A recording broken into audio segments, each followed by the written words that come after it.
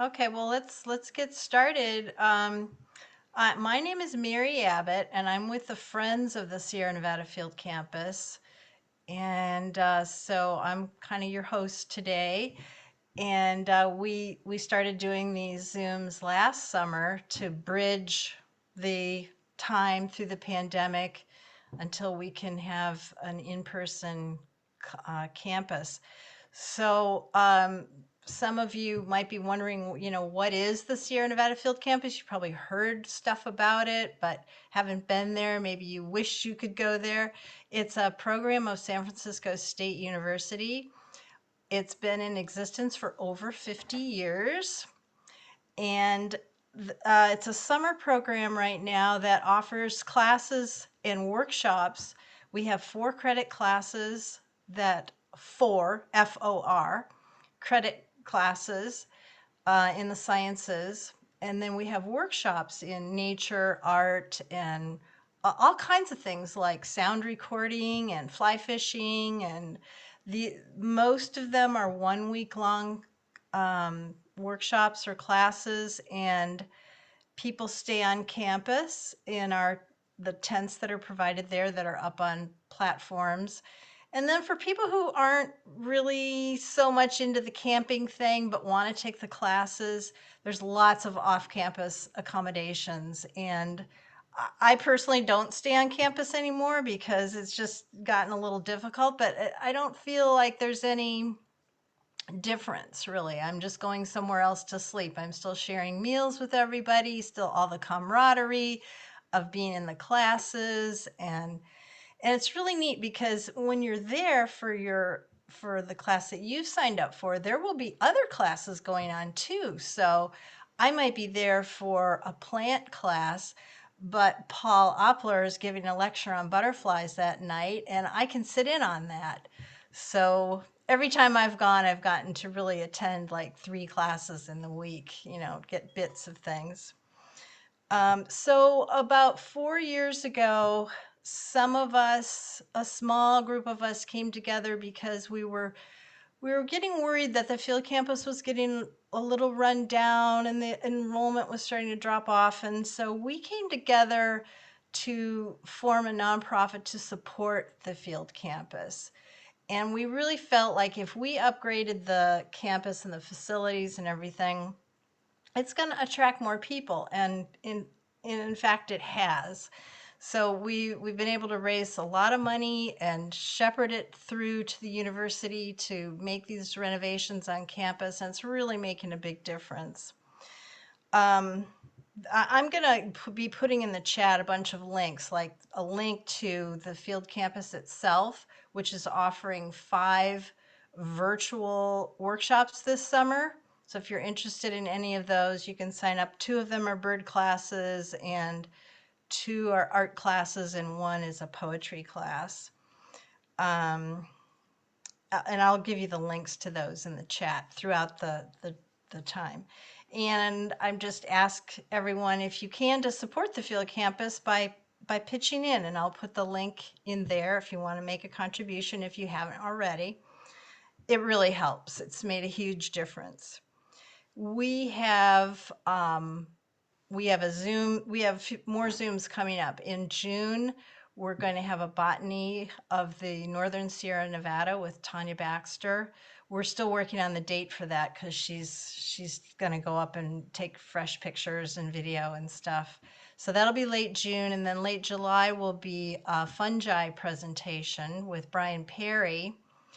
And then in October, we'll be doing a sort of like a taste of the next summer, a taste of the Field Campus 2022. And we have lots of new things coming on board, and so that's going to be a lot of fun. Let's see. At the end of our meeting, we're going to launch a little just 2-question poll, if you wouldn't mind taking that.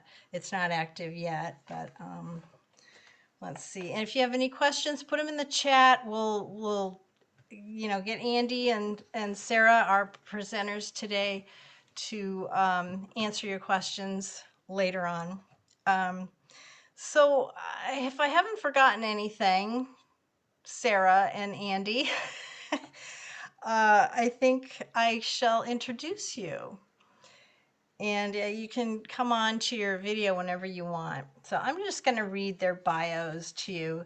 Andie Thrams is a Sierra Nevada-based visual artist who uses watercolors in wildland forests to create paintings and artist books that explore mystery, reverence, delight, and she also grapples with the vanishing habitats of our time. Merging the lineages of illuminated manuscripts and natural history field journals with a contemporary art and science awareness, her paintings weave intricate detail into rich layers of shape, color, and hand-lettered text to evoke the interconnectedness in ecosystems of the Greater West. She has taught at the field campus since 2006. And if we have any members of the California Native Plant Society, the most recent issue of Flora, their quarterly magazine, features Andie and shows a lot of her work. I don't think this is going to show up on my camera. A little bit, you can kind of see it. It's kind of hard to show. Anyway, it's a gorgeous layout. So Sarah Juniper Rabkin, our second presenter, and who will be in conversation with Andie later on, she's the author and illustrated of a darling little book called What I Learned at Bug Camp, Essays on Finding a Home in the World. I highly recommend this book. It is so wonderful. I love this book. After 3 decades teaching award-winning writing and environmental studies courses at UC Santa Cruz, she freelances now, and she does writing, coaching, and she's a workshop leader. Her classes help people cultivate rich relationships with the larger-than-human world and the written word. Sarah is currently working on a new nonfiction book, and the title is The Quiet Activist: How Artists, Dreamers, and Hermits Help Heal the World. She lives in Santa Cruz County with her husband, poet Charles Atkinson, and teaches the High Country Writing Retreat at the field campus. So with that, I'm inviting Andie and Sarah to come on to start your presentation. All righty. Thank you, Mary, for making this happen for all of us and for all that you do for Friends of the Field Campus. Oh, thanks. And thanks to everybody for coming today. And thank you, Sarah, for joining me, because it will be much more fun that way. I'm going to switch now to sharing my screen and also mention that towards the end, we're going to open up for some Q&A and discussion. So if you have anything you want to ask us about, we can do that. So these are images of my most recent project, which is called Forest Prayer Flags. And we'll get to that in a little while.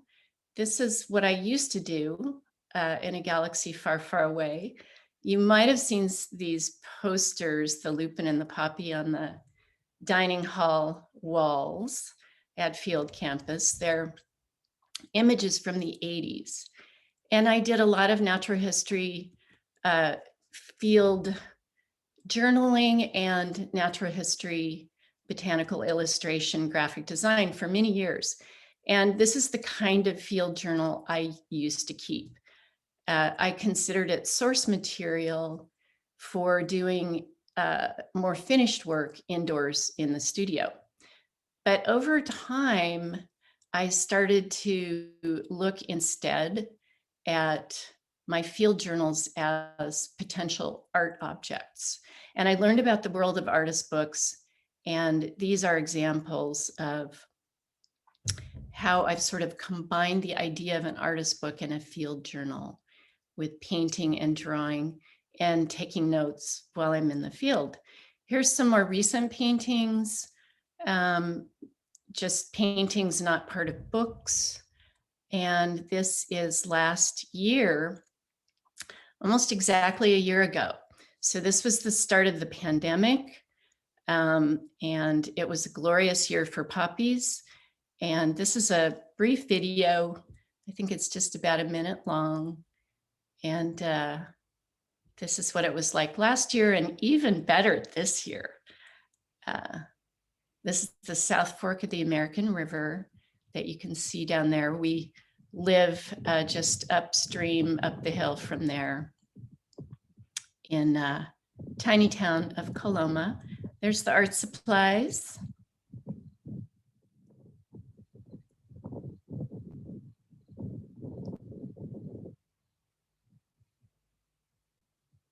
It's such a glorious, particularly foothill thing when the hillsides just become covered with carpets of color.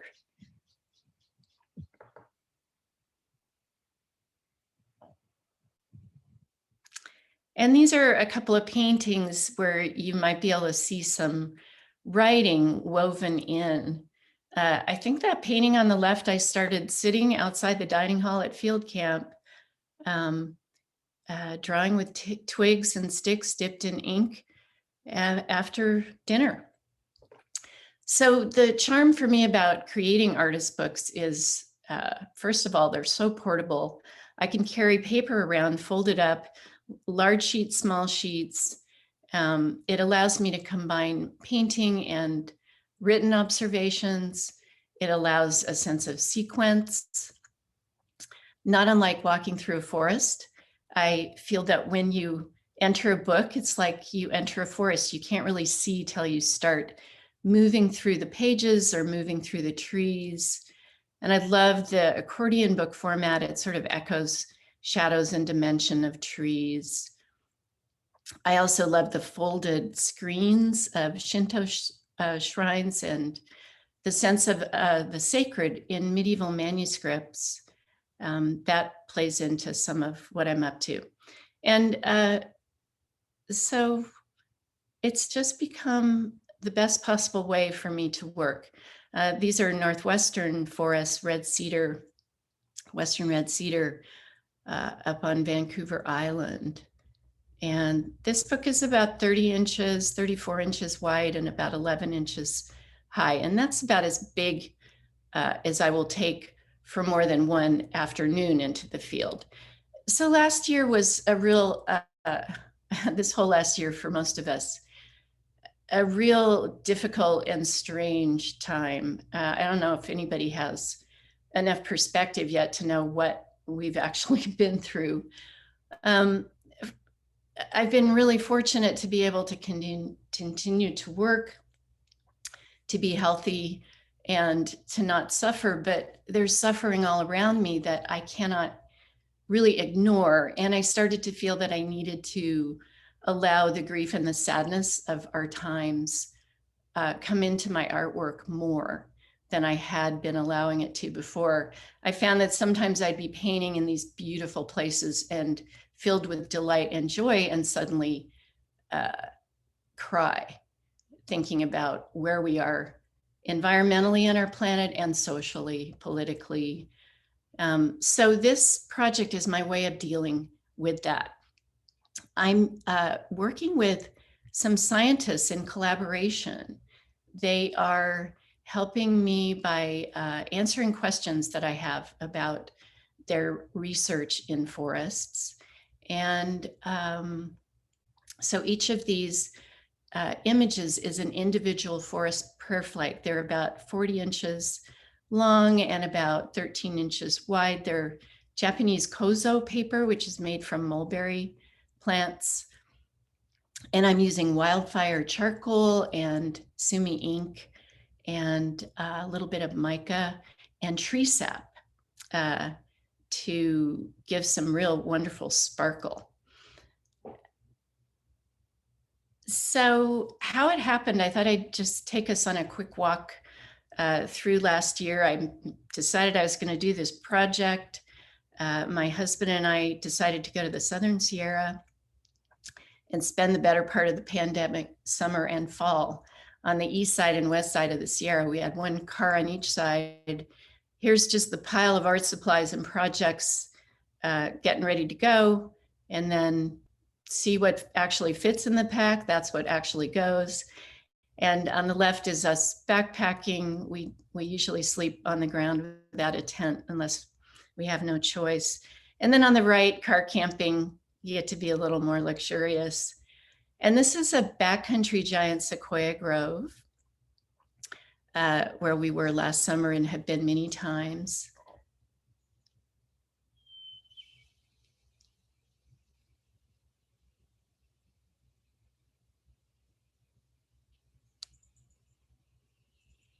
You birders might have heard that.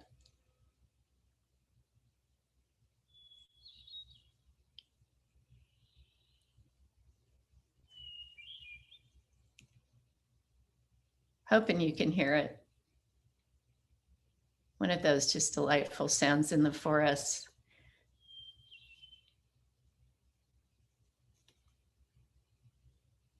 This is a place called Redwood Meadow out of Mineral King in Sequoia National Park. A few days hike from the trailhead. So I sit directly on the ground to work, and I just spread all my stuff out around me and dive in. So you can see those little accordion books in process. There's our tent in this backcountry grove. There's what it's like. I've got my sleeping bag to be comfy under my knees, thermarester chair, the bear cans, all those things that you Jetboil, lots of you know about hauling that stuff around. And then here's going up into the high country up from Redwood Meadow. And subalpine lakes in the Southern Sierra. This is Valhalla near Bear Paw Meadow. And this is heading up into the foxtail pines in Nine Lakes Basin at about 10,000 feet. They're just another amazing tree. They grow right up to tree line and just have the wildest shapes, sister to the bristlecones. And then we started to leave the high country and come back down, and that was the start of the wildfires raging across the west. And you can see the haze in the Central Valley and the sun through the smoky skies. It created just beautiful, strange, scary kind of light. This is in the front country in Sequoia National Park, so wearing a mask in public was important. And this is that crazy dark orange sky day that pretty much anywhere you were west of the Sierra you saw last summer. And then this is the forest prayer flag process. So I've got this little easel. I'm hoping maybe I should get this out of the way just in case that's in the way. I'm using a tripod and I carry these large sheets of paper out with me, rolled up in a tube, and then I clamp them to a plastic setup that folds up and fits into my pack. This is the field station at Wolverton Research Station where I've been fortunate to work. And this is another short video of a grove of sequoias near Crescent Meadow in Sequoia National Park in Giant Forest. I stumbled upon this place. It's off the trail a ways, and I went every day for a good week. I just fell in love with it. And I realized over time, I started to find some scientific gear. And it turned out to be one of the research areas for two of the scientists that I interviewed later. And so we were all kind of delighted that we each love this particular place. And that's a huge part of what scientists do and what artists do is, and writers too, like Sarah, it's about a particular place, a particular experience, and a particular moment in time. And that's really what I'm working on trying to bring into my art practice. And this is towards the end of last year, saying goodbye to the giant sequoias off to the east side for a little bit of color. And then this is what comes home, is a bunch of almost done pieces. And so this shows one of those accordion books, Stars in Stone, from the east side subalpine forests. You can see it's a really small book, which is why it came with me backpacking. That's palladium leaf. Unlike silver leaf, it doesn't tarnish. I love putting those illumination materials into my work. So that's about the only kind of work that I do in the studio, is the binding and things like adding gold or palladium leaf to the finished work.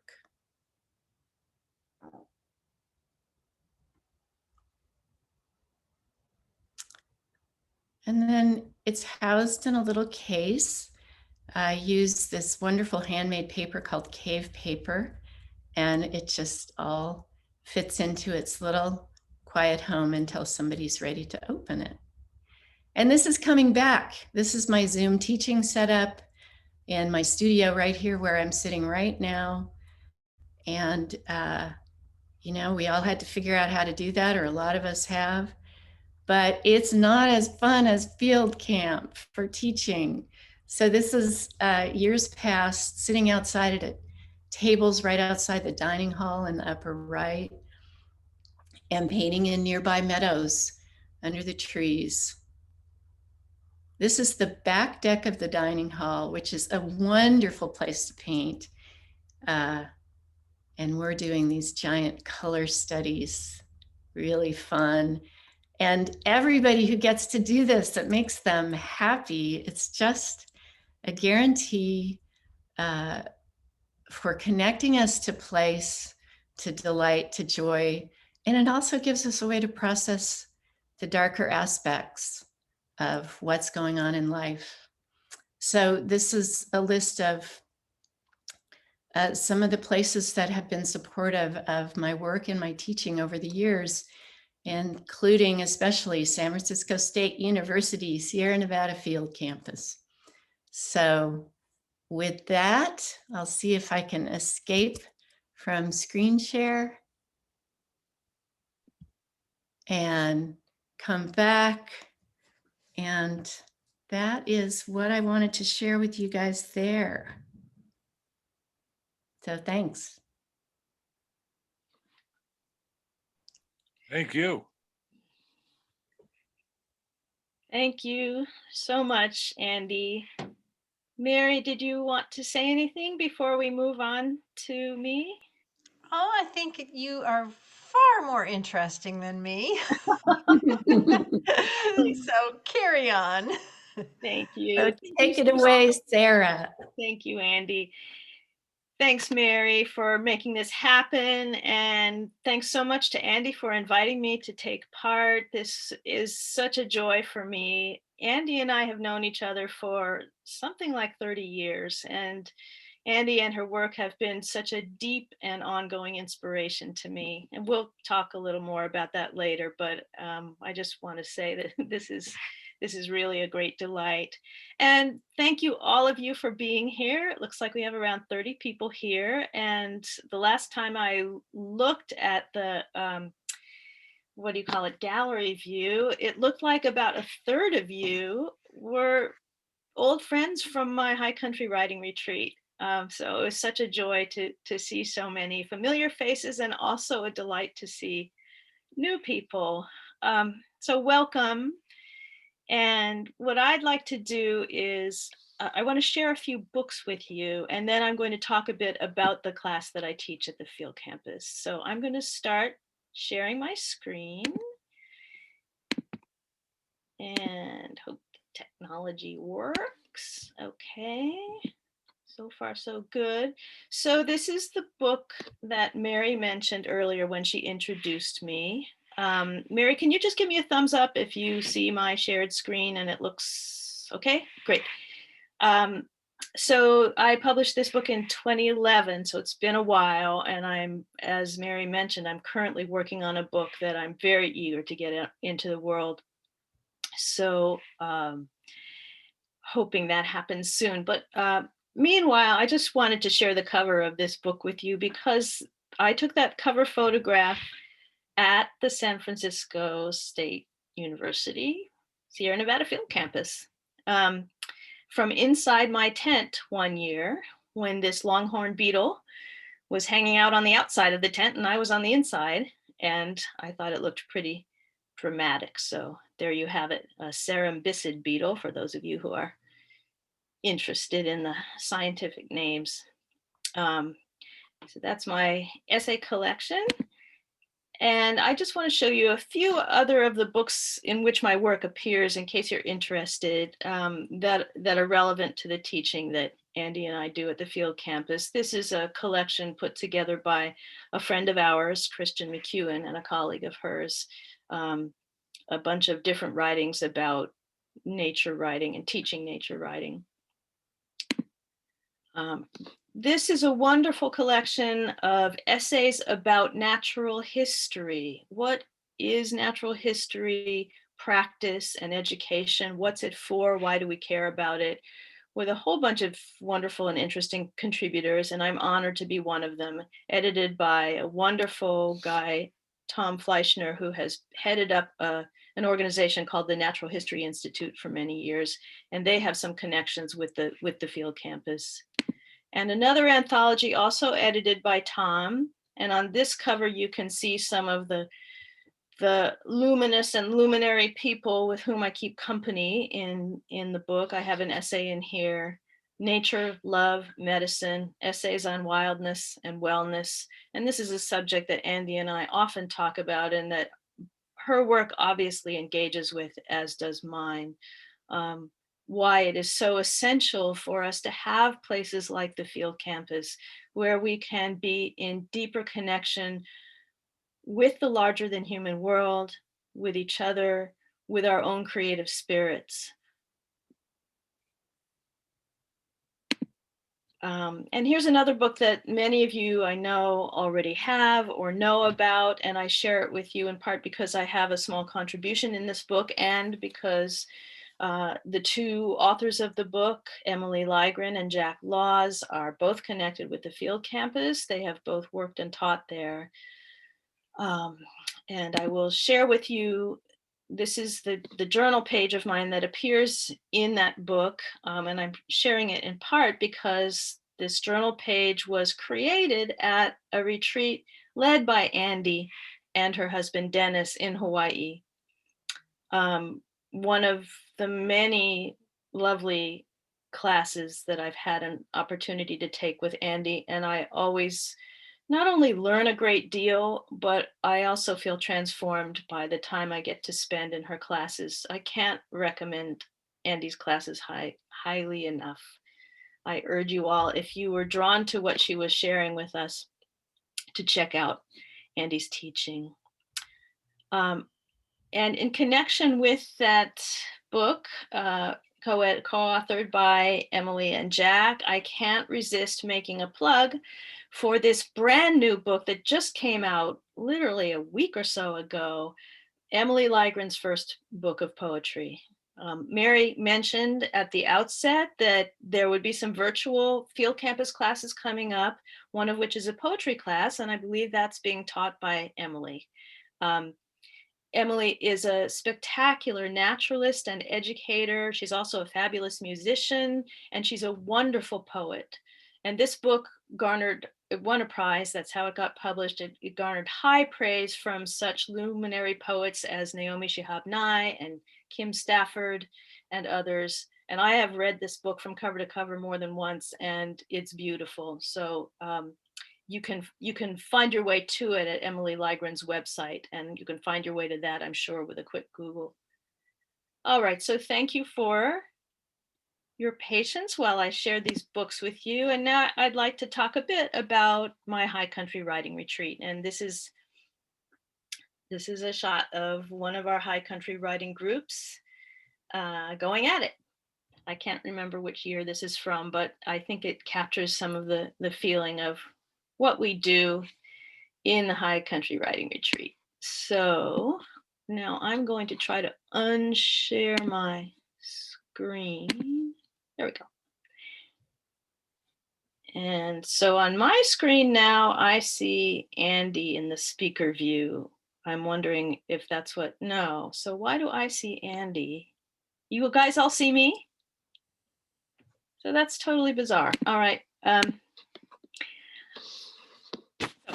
High Country Writing Retreat. It's a 5-day class and it's open to everyone. So it's wide open for people who are just starting to explore writing as a medium, just starting to get interested in taking writing seriously or wanting to play with it. And it's also for experienced and published writers. And there's a wonderful dynamic that gets set up among this group of people with different degrees of experience in writing.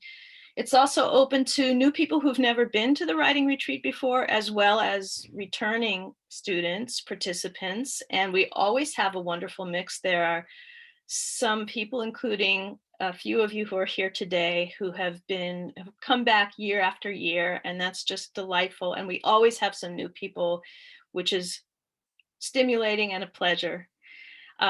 The retreat is also open to people who are interested in writing poetry or prose. And for prose writers, people who write fiction or nonfiction, and people who are interested in either introspective kinds of writing or more outward looking kinds of writing, or a mix of all of that. All of those things are possible.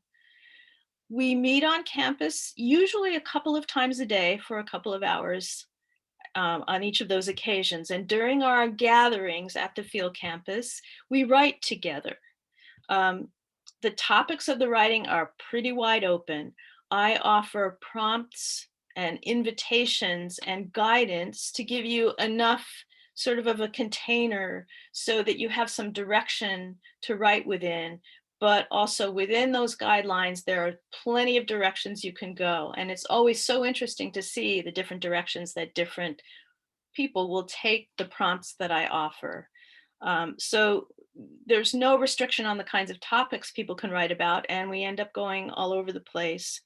There are many opportunities to share what you've written with your fellow writers, but nobody is ever required to do that. So we have lots of really interesting experiences hearing each other's work. But if you want to keep the work you're doing to yourself for the whole 5 days we're together, that is also completely fine. So it's very relaxed, but also stimulating. We spend some time sharing resources and having interesting discussions. And that's our time together. And then 2 hours a couple times a day leaves a lot of open time. And that to me is just as important in the High Country Writing Retreat as the time we spend together with, quote, instruction. And this goes back to what Andie was saying about the importance of place and our relationship to a place and what a particular place can do for our creative spirits. And that's part of the magic of this. I contemplated offering a virtual version of the High Country Writing Retreat, and I finally concluded that it would be an oxymoron. I have led online writing retreats. Some of you have participated in them, and they can be wonderful. But this particular experience is so much about being among the firs and the pines next to the North Yuba River, being exposed to the smells and the textures and the air and just the overwhelming experience of being in place. And magical things happen with people's writing when we're there.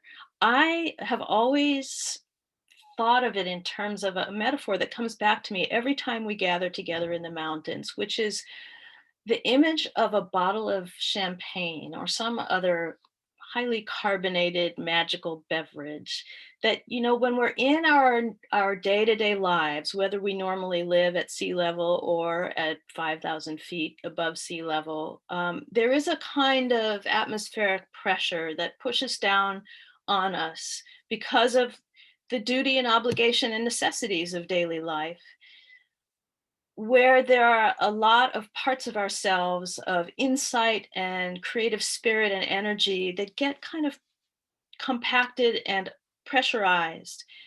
When we move up into the mountains, literally or metaphorically, and come together in a place where we let go of a lot of those daily strictures and really give ourselves the time to be in a place where the trees are breathing for us and we're touching the soil, and we begin to give vent to our creative spirits, it's as if we've popped the cork on that champagne bottle. And you know what happens when you do that? The bubbles start to rise. And that's my experience of the high country riding retreat, is that the bubbles of our inspiration, our concerns, our griefs, our joys, and our insights come up. And that's the kind of riding that comes out without any expectation or pressure.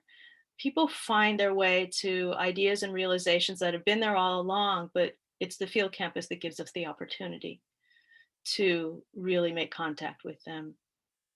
So that free time is really essential. It's part of the experience of being in the high country riding retreat, and people do all kinds of things with that free time. They sleep, they write. Some people spend hours writing. I make myself available for one-on-one meetings with participants who want to just talk about anything to do with their writing. People go on hikes and swims, and they go visit the hot springs on the east side of Yuba Pass, and they go fishing, and they go exploring in the local communities. There's so much wonderful, magical, inviting stuff to do. We could have a whole program on just what is there to do at and in the vicinity of the field campus. And I know Andie and I and Mary want to touch on that for ourselves to give you guys an idea of some of the things that we like to do. But those of you who have spent time at the field campus already have your own favorite things to do. And it is a magical place indeed. So I think maybe during the Q&A, if those of you who have been part of the writing retreat have other things you want to say about it, or questions you want to ask, or those of you who are interested but haven't participated, I'd love to entertain those questions. So you might be thinking about that, and feel free to send those questions Mary's way in the chat. Is that how we're doing this, Mary? Okay. Good. Yeah. So anytime you want to just send a question that's on your mind, Mary will watch for those, and we can talk about more about both Andie's and my classes later, because Andie really didn't have a chance to talk much in detail about what happens in her class at the field campus. But before we do that, we would like to move on and just talk a little about our experiences at the field campus. And by way of moving into that, I will just say that Andie has been a real part of my joy in being at the field campus. We have, when we first met, actually, it was at a trailhead in another part of the Sierra in Yosemite National Park. And that was 30 some years ago. We have had all manner of experiences together in many parts of the country now, with writing and sketching and doing creative work in relation to the more than human world. So that has been, knowing Andie and being able to exchange across our verbal and visual realms has been really stimulating. And we have taken a class together at the field campus. Andie and I have taken the class on identifying Sierra birds by song, a class I have taken almost more times than I can count now, and enjoyed it every time. So we have a lot of history together at the field campus, and we'd like to just kind of have a conversation now about that process. So Andie, would you like to join the conversation? Yeah. Sarah, thank you for being so articulate about how you do what you do. It's just delightful always. I think that's one of our bonds, is I do the visual and Sarah's really great with words and visual.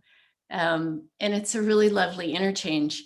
I came to teach at the field campus because Sarah told me about it and suggested that I reach out to the director at the time, who teased me and said, "Oh, if Sarah Rabkin recommended you, then never mind." And then, of course, instantly invited me into the fold.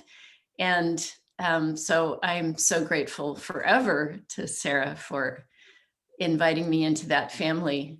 That I think that's one of the things we really want to share about the experience of being at the field campus, is that as soon as you cross over that bridge by car or walk over, you're entering into an instant community. And it's always so welcoming. It doesn't matter if you're experienced with art or writing or science or hiking or camping or anything. You don't need to come equipped with anything other than an open heart and curious mind, and love the mountains. And so that just creates this very open, instant camaraderie that we all just revel in. And I have to backtrack a little. That happened for Sarah and I at that trailhead. We met sight unseen and instantly bonded because we share this interest in the world around us. So, and we were both avid field journal keepers then and still continue to be, as a way to ground us in place, and give us a way to wander around together and do stuff together. And that's really what field camp is about to me. Yeah. Yeah. Andie, do you have something that you like to do every time you're up at the field camp, either on your own or with your students or both? Is there something that's become a ritual for you every time you're up there? There absolutely is. I mean, the list is a mile long of favorite places and things to do, and I never get to do them all. But the one thing I always do, no matter what, is after dinner, I sip beer outside, sit on the ground right outside the dining hall under some of those giant red and white fir trees. I usually lean against a trunk and paint until I cannot see anything. And I usually invite anybody to join me who wants to, and I usually don't speak very much. So, if I've been teaching all day, I'm ready for some silence. And it's just the best feeling ever. I have lots of different paintings that started sitting on the ground, just in that sense of community, but allowing there to be quiet. Mm, Yeah. Yeah. lovely. How Yeah. about you, Sarah? Oh, like you, I have a very long list, but right there at the field campus, for me, I always go and just sit on the banks of the river and watch the river run by. And I've done that in high water and low water and in between. And you sit there long enough, you behold all kinds of amazing stories unfolding in front of you. There was the time I was sitting there with a friend and on a log that protruded out over the water, so the river was running by under our feet, and lo and behold, there came a river otter swimming right under our feet. There have been times when I've sat on that riverbank and seen fledgling um, American dippers. I want to call them water ouzels, their old name. But newly fledged young birds who have managed to fly themselves to little rocks in the middle of the river and are now sitting there looking very befuddled and a little bit annoyed. Like, they always make me think of teenagers sitting in the car waiting for their mom to come out of the grocery store. I mean, they're just like, what do I do now? And they're sort of pawing at the surface of the river, like, where do I get food? And then waiting for the adults to come and feed them and doing their little begging behavior. And you watch that unfold until they finally become capable of flying around and feeding themselves. Anyway, so many wonderful stories right there. There's also a hike I love to do if I possibly can every time I'm up there, among many beautiful hikes. But there's one hike not a far drive from the field campus that gives you 5 swimmable lakes in less than 5 miles of a loop. And that is just a joy. So Is that the Bear Lake, Round Lake?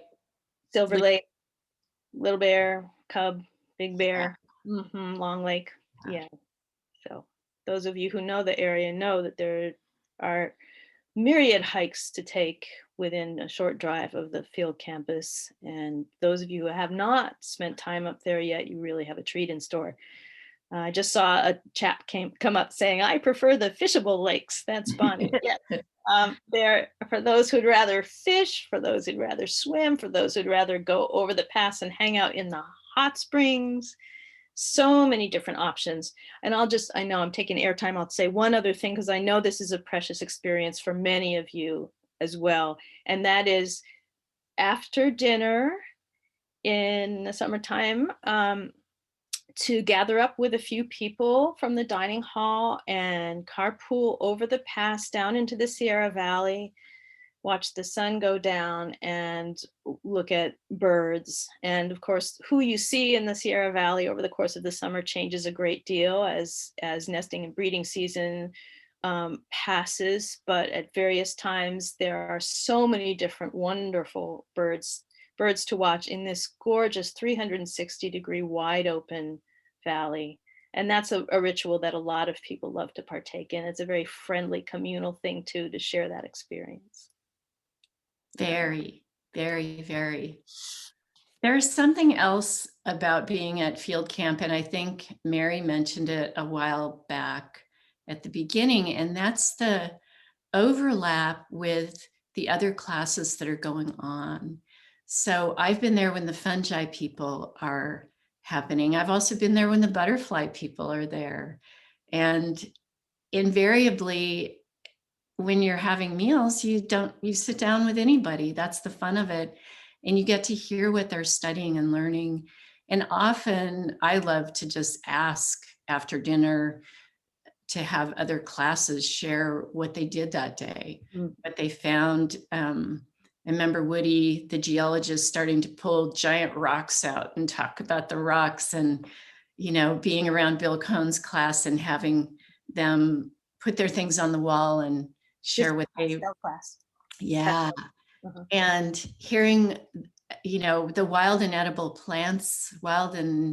medicinal plants, or, watching them cook and getting to taste. And I always come home so fired up with new science or a new study project or a new bird song. Just, it's so endless. And I really think there's the beauty of being in the mountains, there's community, but the overlap with new information and new pursuits, that is the best part to me of all. I love that.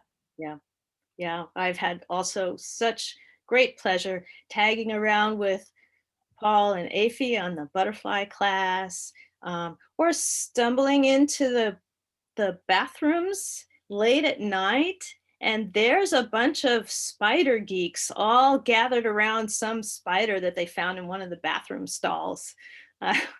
And then the astronomy people who, tend to sleep late in the morning and then stay up all night looking at the stars coming back, and they're so excited about what they've seen through those telescopes way up on the ridge there.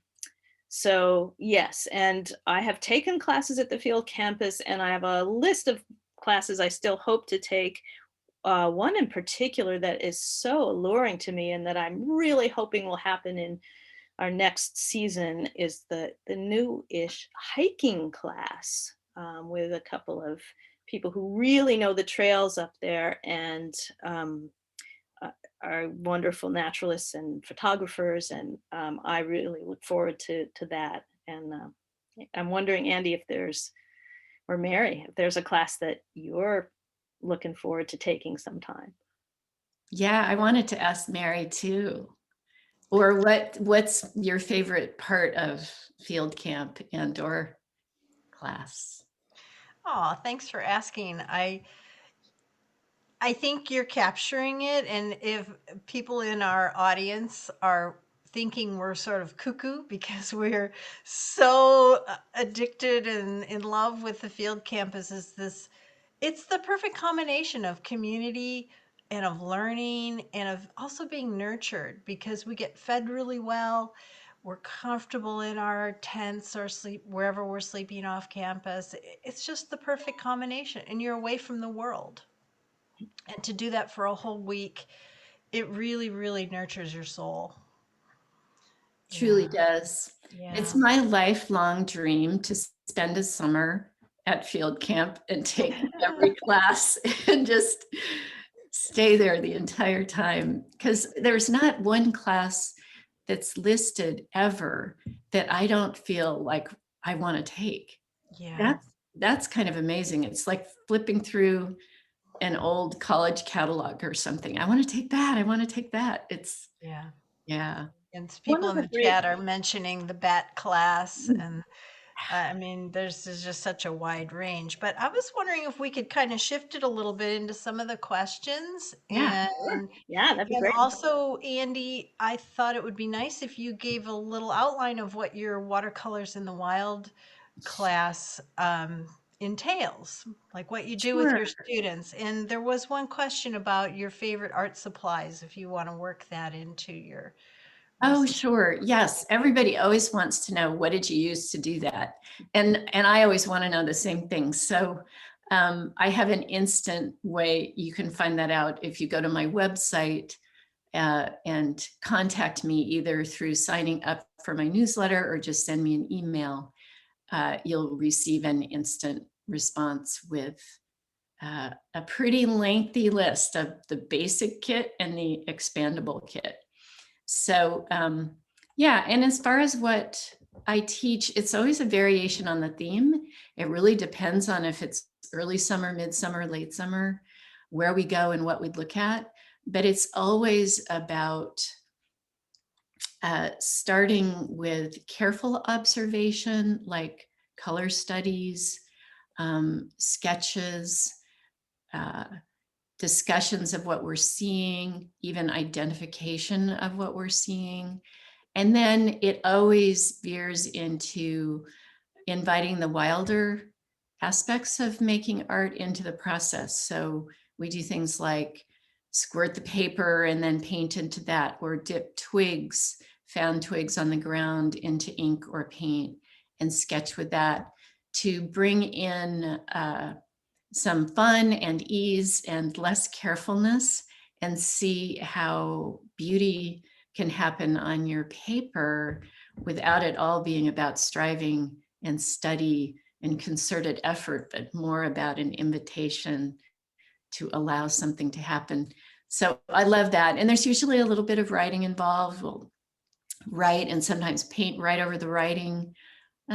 Yeah, it's usually it involves a lot of interaction and then a lot of quiet, so that people can sit quietly and have this amazing place come into them, into their bodies and heart and soul, and then somehow be transmitted onto a piece of paper through paint and drawing. And so it's kind of a magic thing that you wind up with something on a page that I consider an artifact of an experience. So it's much more about inviting an experience, dwelling in a moment, appreciating a place, and then something happens on a piece of paper that is a reminder or an artifact of what you did experience. So that's a little nutshell. Okay, there's one more question. What does solastalgia mean? Ah, thanks for asking that. That's a new word, not just new to us, new to me, but it was newly coined by an Australian philosopher, environmental philosopher, Glenn Albrecht. And the short definition is that homesickness for a place, a home habitat that is not the home it once was. So places that have been altered by human um, ill, core practices, all these devastating environmental losses and subtle environmental losses that those of us attuned to particular places experience. So it's that feeling when you go back and trees are dying of bark beetle, or places are not what they once were. So it's a particular form of environmental sadness. And so I pair that experience with biophilia, which is all about joy and delight and pleasure in the living natural world. And for me these days, they're both essential components of my experience, being a human.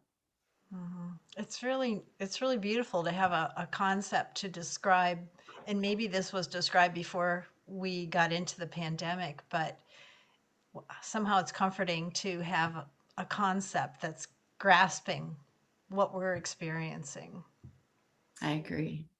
There's another term that's less poetic, but I think also equally evocative, from the writer Robert Michael Pyle, who has written about what he calls the extinction of experience, where, you know, suddenly a parking lot gets built on what used to be an undeveloped lot, and the butterflies you used to see there are gone. And not only is the place gone, but the experiences you used to be able to have there are no longer accessible, and the memories are paved over.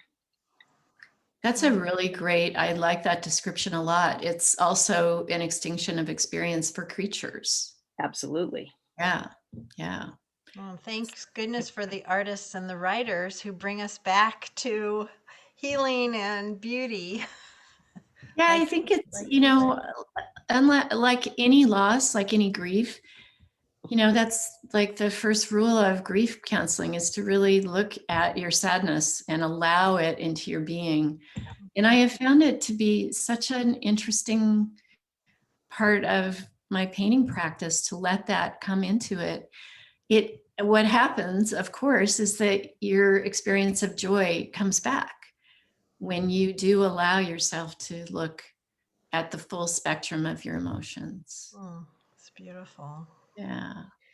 Okay, I have a question for Sarah. I was wondering if you could give us a couple examples of your writing prompts. Ah, Just sure. just one or two, to kind of give a flavor of where you take your students. Sure. So, one of my favorite writing exercises that I never tire of doing myself or inviting others into, and that always yields amazing results, is what I call mountain ventriloquy, where I invite people to go out and find some entity in the larger than human world that seems to call to them in some way, something they're curious about. It could be an organism, a tree, a patch of river running by, a patch of cloud. But to really spend some concerted, open minded, open heart time just being with that entity and observing and coming to know it through the various senses and making notes about that. Um, and then we move into ways of letting the particular wisdom of that entity in the natural world speak its wisdom through you. And that may sound a little woo woo and unscientific, but in fact, I think this exercise is deeply grounded in the fact that we don't end at the outer edge of our skins, but that we are of this earth, and the other creatures and organisms and beings that surround us depend on us, and we depend on them.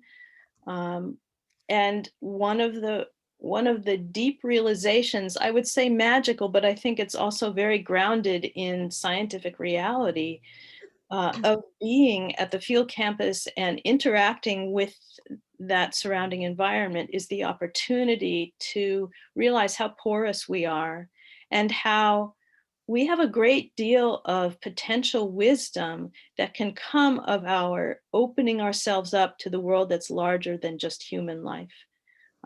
So some of the writing that we do comes out of those experiences of just letting ourselves spend time in and be porous to the larger world around us.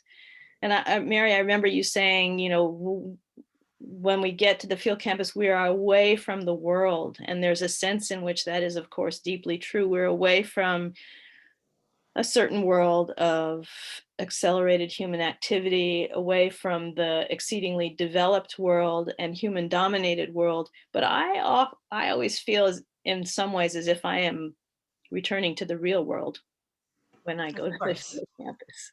Yeah, of course. Yeah. Well, before we open it up for everyone to chat if they feel like it, I'm wondering, Sarah, you were a founding board member of the Friends of the Sierra Nevada Field Campus. Do you have anything to say about the Friends or any changes you've seen because of the Friends? Oh my goodness, what a good question. Yes. Oh, being part of the Friends and the Friends board has been so gratifying. I mean, this group came together largely out of Mary's encouragement and energy and her vast and overflowing love of the field campus, which so many of us share.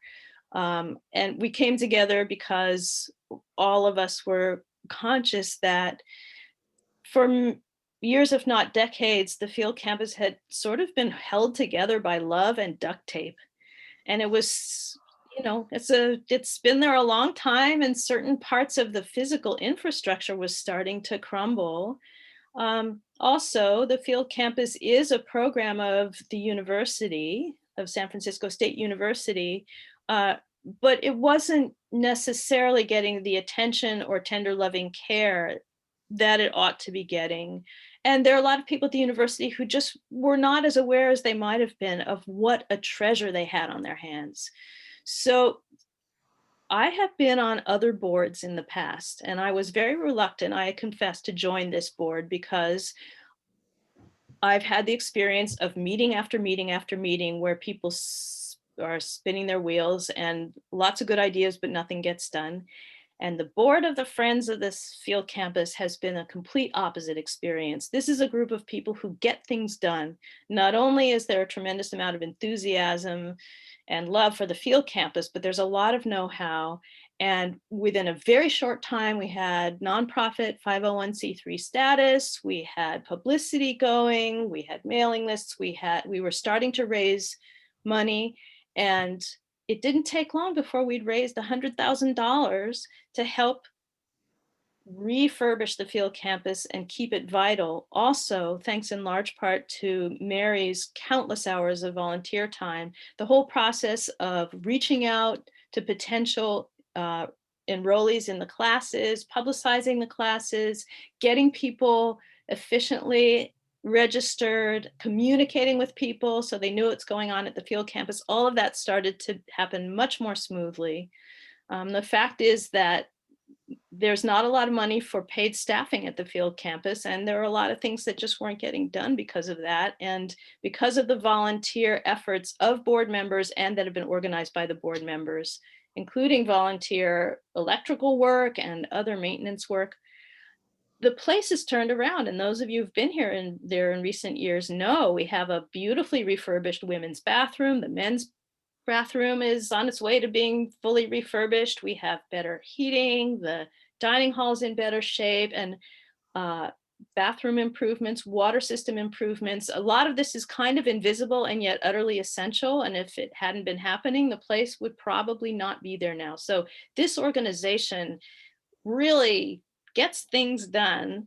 And thanks to so many of you, we have the funds to do it. And so, this 2-year shutdown period, if this were another organization, it might have spelled the end of things after a wonderful 50-year run. But because people love this place so much, and because Mary and others have continued to reach out and remind people that we are coming back and we will have another season, we've managed to keep things alive. And as we speak, I know my friend and many of your friend, Peitsa Hirvonen, is up at the field campus, I think right at this moment, doing some electrical work along with our wonderful contractor, Brendan McCormick.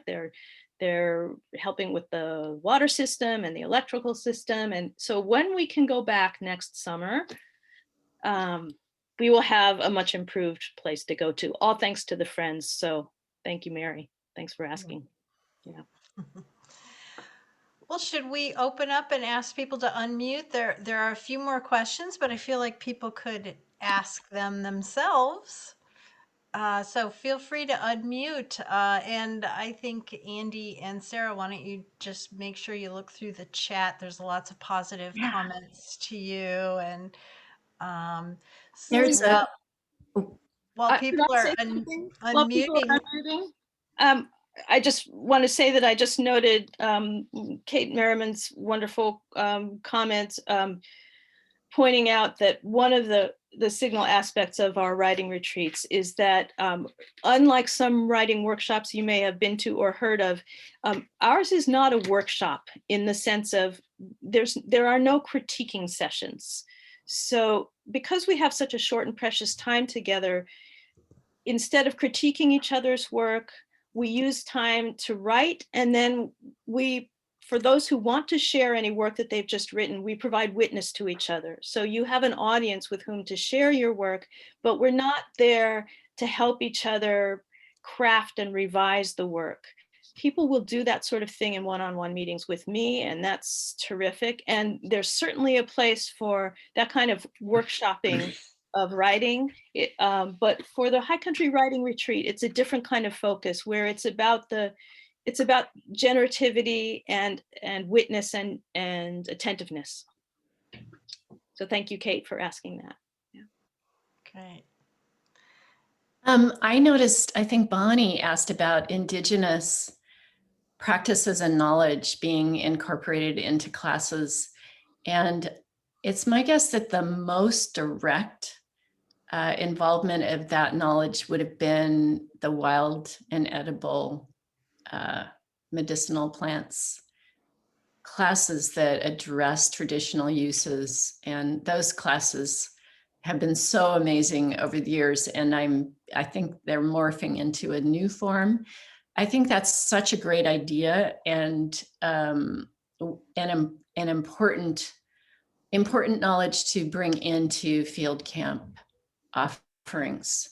I think there's I can add to that as well, great. because there are at San Francisco State, there's a new I don't want to call it a fire prevention program, but it has to do with what's called TEK, Traditional Ecological Knowledge, which is what the many tribes in California are bringing to the table, particularly through the Forest Service and fire prevention. They're bringing back the indigenous fire practices.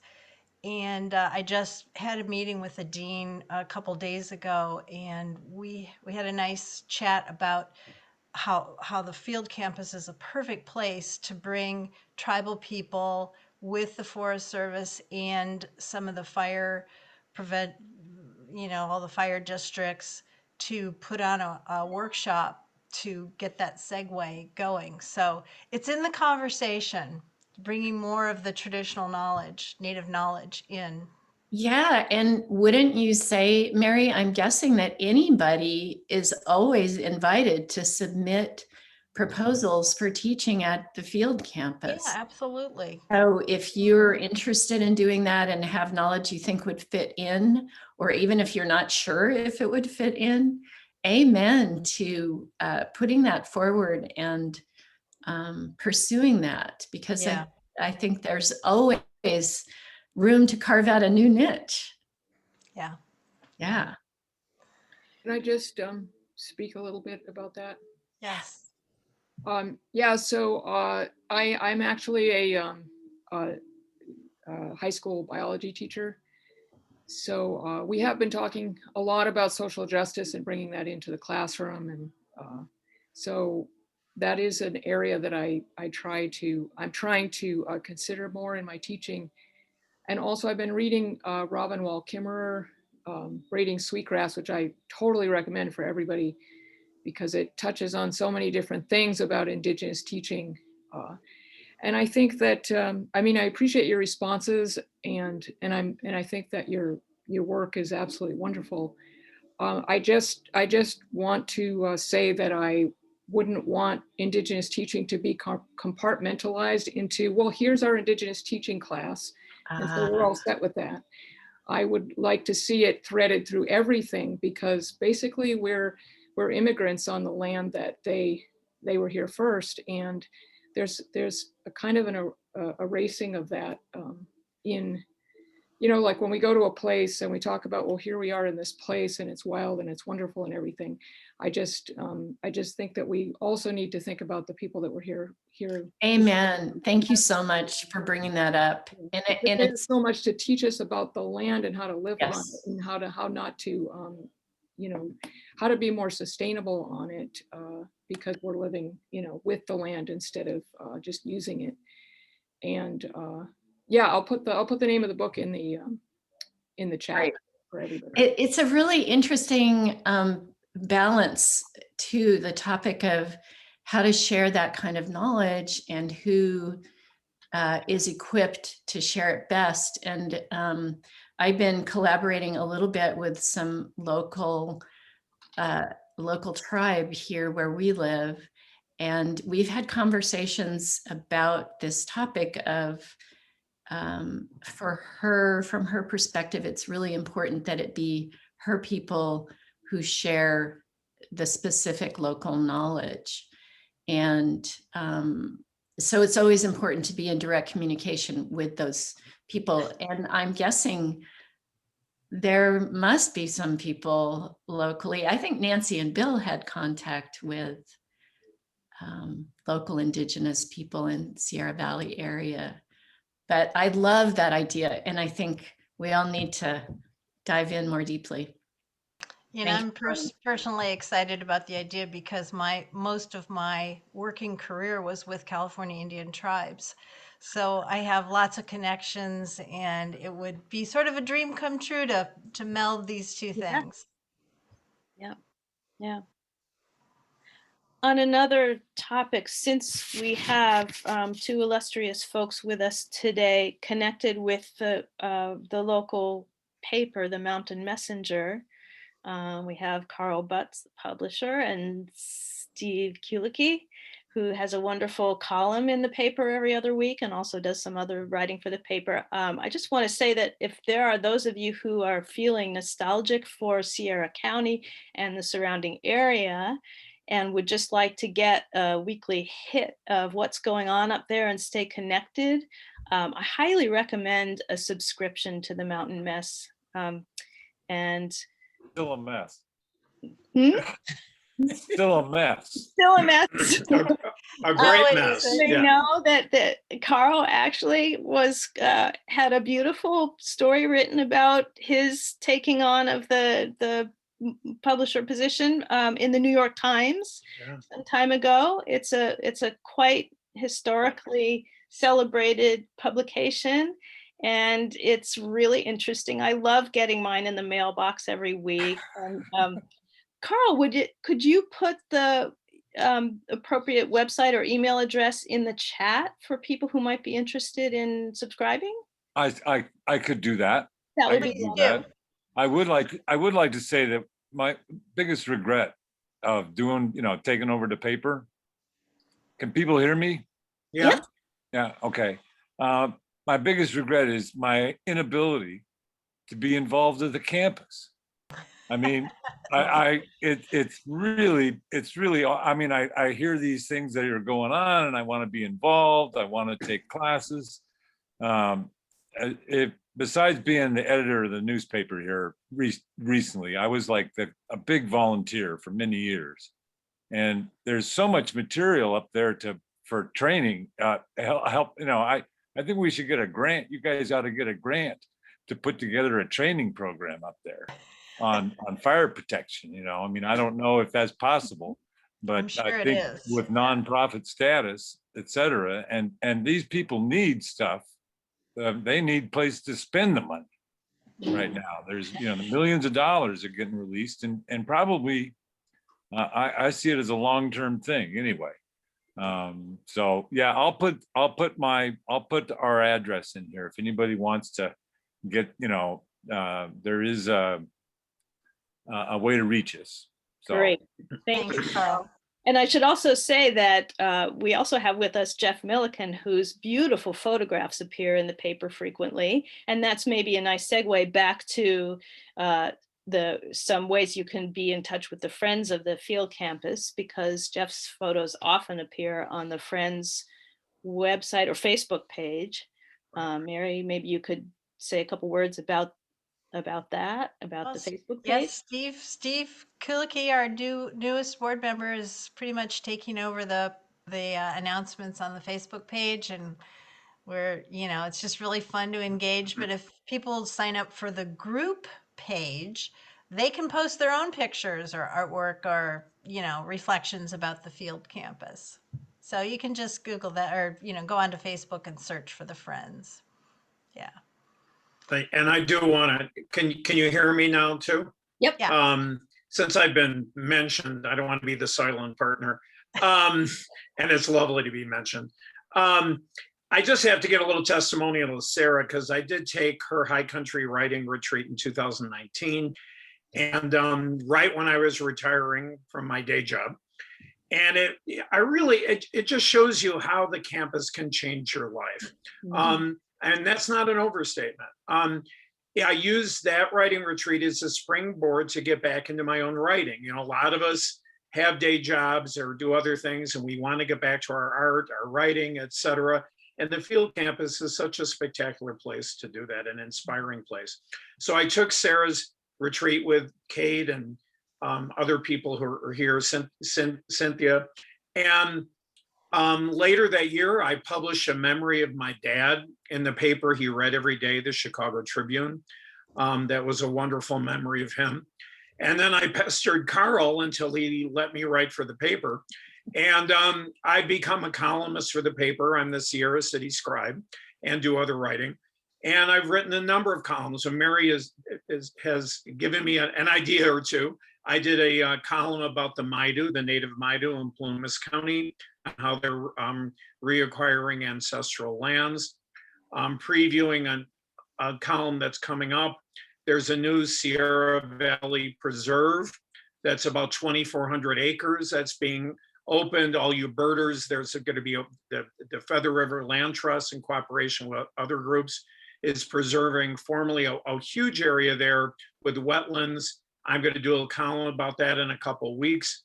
So, I mean, the field campus really did so many things for me. I'm now in a cabin 5 miles away where I live much of the time. I do my writing. Jeff, my partner, does his painting. So it's a place really that is treasured by us like it is by so many people. So go to the field campus. It will change your life. It does so many things. It opens your eyes to so many possibilities. And thank you, Sarah. Thank you, Mary. There are just so many wonderful people here and wonderful things to tap into. If So, everyone's agreeable, I see people are needing to leave, and I just wanted to kind of close. Did you want to say something before we wrap it up, Jeff? well, thanks for that photo plug, Sarah. That's awesome.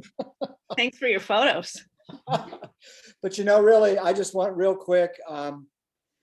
I came up and took a class with Tom Hoffman, this fantastic watercolorist at the field campus.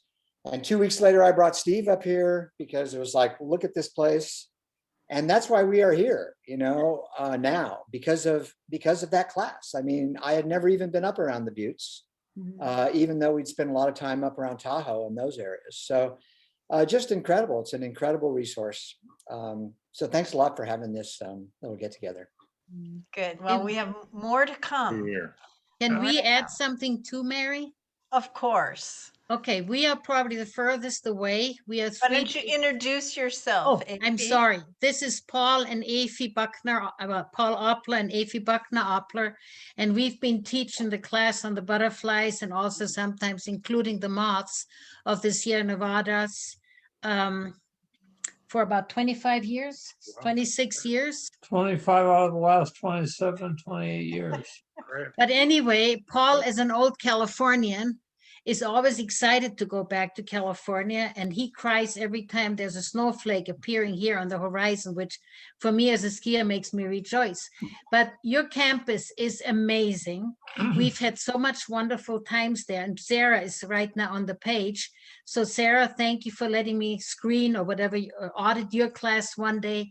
It was wonderful to get my little square meter or square yard, whatever you want to call it, to identify anything that was in there, and also to paint with a partner and have the partner try to see what you painted and recognize it in nature. And it really opened my mind to be more aware of nature, to be up there, you know. And I grew up in the mountains in Germany, so I'm used to nature. I'm used to be surrounded and right in the middle of it. But the campus is really a wonderful place. And I'm so glad, Mary, that you found all these wonderful people to create the Friends of the Sierra Nevada Field Campus for everybody. And like I said, we should do something like that also here at Colorado State, where Paul still is a professor in his retirement. And great job, keep it up, and we look forward. Hopefully we'll have the energy to still come back, you know, for the long drive. Yes. Thank you. Yeah, we look forward to that, don't we? Thank And you. Mary, I have a feeling you're getting close to closure. And if so, I just want to thank all of you who are still with us, and especially Sarah, who I just cherish our connection as peers in the working world and as dear friends over time. And Mary, as a new dear friend going forward. So thank you for being part of my life and part of this morning. All right. I wanted to close with deep appreciation to everyone and with some words from Andie Thrams, because she's also a writer.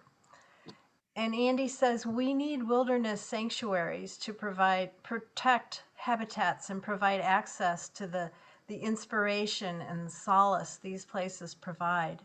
More than ever, we need the Sierra Nevada Field Campus, a program that fosters connections, supports the mind-shifting power of making and sharing art, and affirms the intangible value of wonder inspired by science. Thank you, Andie. So, Yes. all right. So yeah, give early, give often to the Friends of the Sierra Nevada Field Campus. As I always say, no donation is too large.